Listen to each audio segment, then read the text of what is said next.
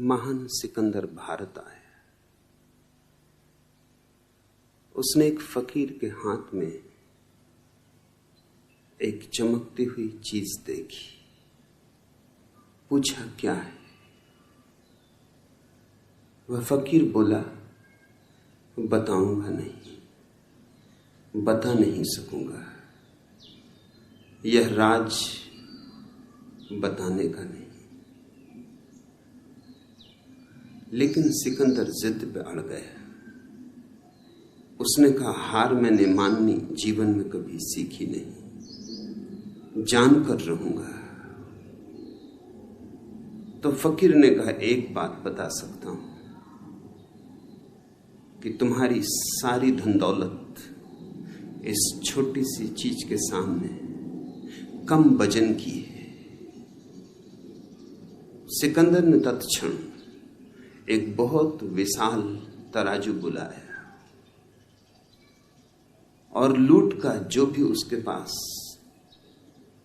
सामान था, हीरे जवाहरात थे, सोना चांदी था, सब उस तराजू के एक पलवे पे चढ़ा दिया। और उस फकीर ने उस चमकदार छोटी सी चीज को दूसरे पलवे पे रख दिया। उसके रखते ही फकीर का पलवा नीचे बैठ गया और सिकंदर का पलवा ऊपर उठ गया, ऐसे कि जैसे खाली हो। सिकंदर किम कर्तव्य विमूढ़ हो गया। झुका फकीर के चरणों में और कहा, कुछ भी हो, नतमस्तक हूं, लेकिन राज मुझे कहो। फकीर ने कहा, राज कहना बहुत मुश्किल है, कहा नहीं जा सकता, इसलिए नहीं कह रहा हूं। लेकिन तुम झुके हो, इसलिए एक बात और बता देता हूं। एक चुटकी धूल उठाई रास्ते से और उस चमकदार चीज पर डाल दी, और न मालूम क्या हुआ कि फकीर का पलवा एकदम हल्का हो गया और ऊपर की तरफ उठने लगा, और सिकंदर का पलवा भारी हो आया और नीचे बैठ गया। स्वभाव था सिकंदर तो और भी चकित हुआ। उसने कहा, यह मामला क्या है? तुम पहेलियों को और पहेलियां बना रहे हो और उलझा रहे हो। सीधी सादी बात है, कहना हो कह दो, न कहना हो न कहो। उस फकीर ने कहा, अब कह सकता हूं। अब तुम जिज्ञासा से पूछ रहे हो, अब जोर जबरदस्ती नहीं। यह कोई खास चीज नहीं, मनुष्य की आंख है। धूल पड़ जाए 2 कौड़ी की, धूल हट जाए तो इससे बहुमूल्य और कुछ भी नहीं। सारी पृथ्वी का राज्य भी नहीं, सारी धन दौलत फीकी है। संबोधि का अर्थ होता है नरेंद्र, तुम्हारे भीतर की आंख। और कुछ ज्यादा कठिनाई की बात नहीं, थोड़ी सी धूल पड़ी, सपनों की धूल। धूल भी सच नहीं, विचारों की धूल, कल्पनाओं की धूल, कामनाओं की धूल। धूल भी कुछ वास्तविक नहीं, धुआं धुआं है, मगर उस धुएं ने तुम्हारी भीतर की आंख को छिपा लिया। जैसे बादल आ जाएं और सूरज छिप जाए, बादल छट जाएं और सूरज प्रकट हो जाए। बस इतना ही अर्थ है संबोधि का। बादल छट जाएं और सूरज प्रकट हो जाए। तुम सूरज हो, बुद्धत्व तुम्हारा स्वभाव है, मगर खूब तुमने बादल अपने चारों तरफ सजा लिए। न मालूम कैसी कैसी कल्पनाओं के बादल, न मालूम कैसी कैसी कामनाओं के बादल, जिनका कोई मूल्य नहीं, जो कभी पूरे हुए नहीं, जो कभी पूरे होंगे नहीं। मगर तुम उस सब से घिरे हो जो नहीं है और नहीं होगा, और उससे चूक रहे हो जो है और जो सदा है और सदा रहेगा। संबोधि का अर्थ होता है जो है उसमें जीना, जो है उसे देखना, जो है उससे जुड़ जाना।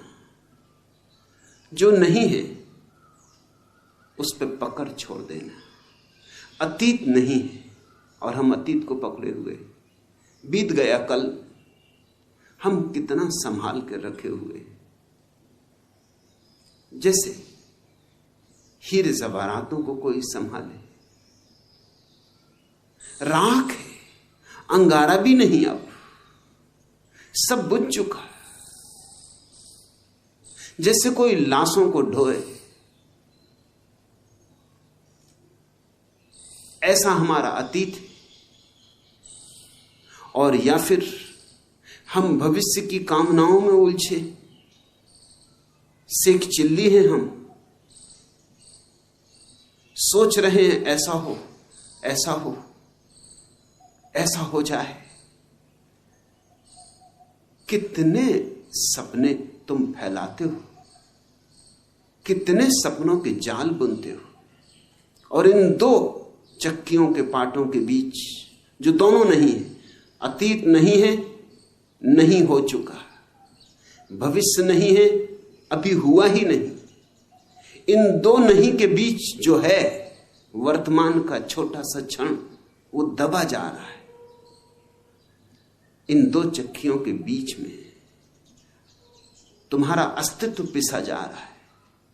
अतीत से और भविष्य से जो मुक्त हो गया वह संबुद्ध है, वह बोधि को उपलब्ध हुआ, उसकी आंख खुली, उसकी आंख से धूल हटी।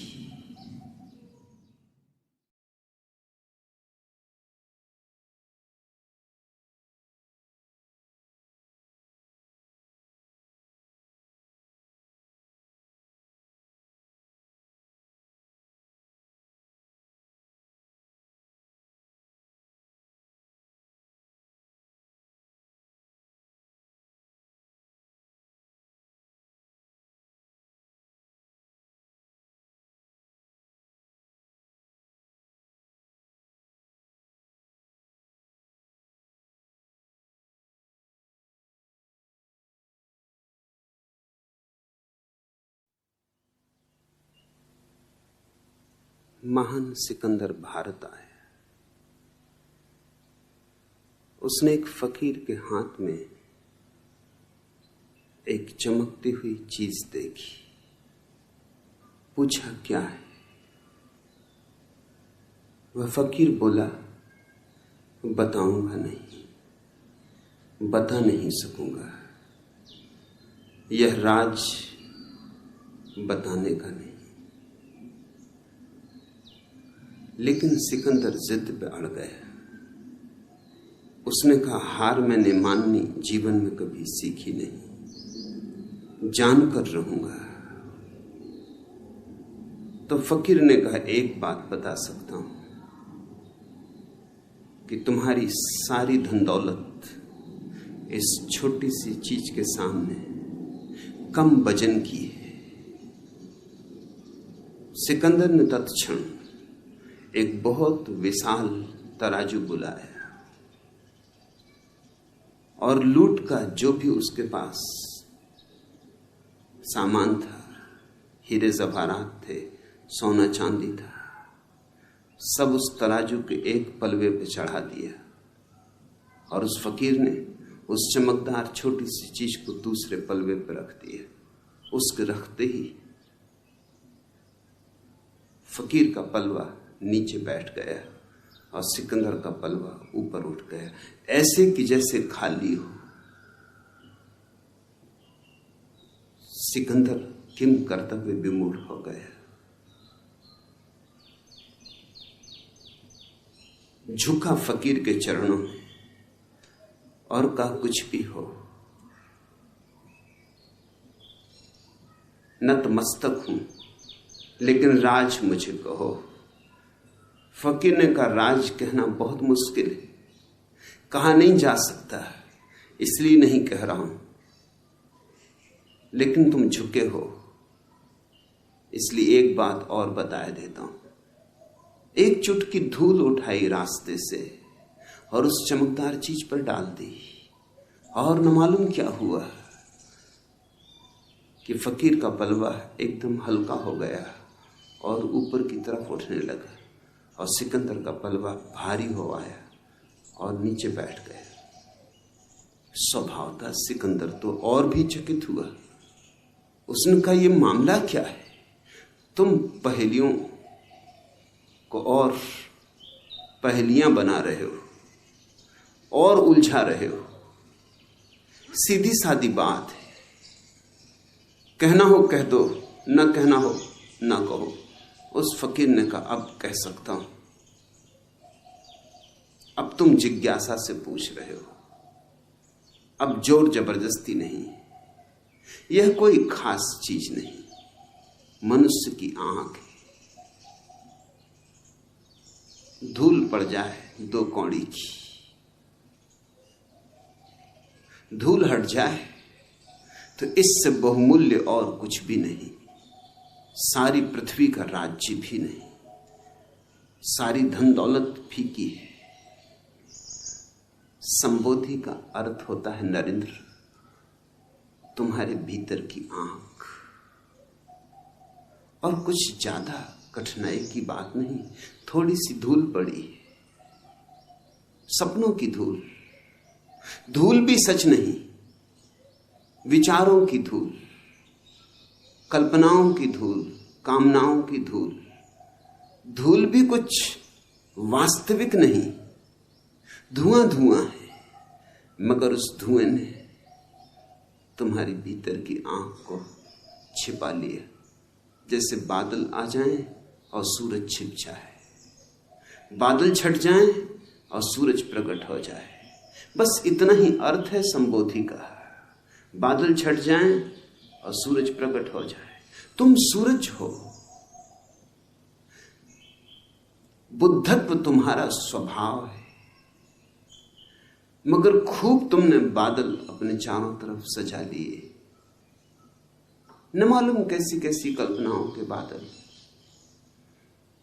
न मालूम कैसी कैसी कामनाओं के बादल,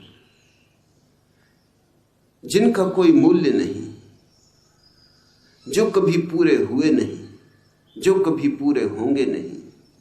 मगर तुम उस सब से घिरे हो जो नहीं है और नहीं होगा, और उससे चूक रहे हो जो है और जो सदा है और सदा रहेगा। संबोधि का अर्थ होता है जो है उसमें जीना, जो है उसे देखना, जो है उससे जुड़ जाना। जो नहीं है उस पर पकड़ छोड़ देना। अतीत नहीं है और हम अतीत को पकड़े हुए। बीत गया कल, हम कितना संभाल कर रखे हुए, जैसे हीरे जवाहरातों को कोई संभाले। राख है, अंगारा भी नहीं, अब सब बुझ चुका है। जैसे कोई लाशों को ढोए, ऐसा हमारा अतीत है। और या फिर हम भविष्य की कामनाओं में उलझे सेक चिल्ली हैं। हम सोच रहे हैं ऐसा हो, ऐसा हो, ऐसा हो जाए।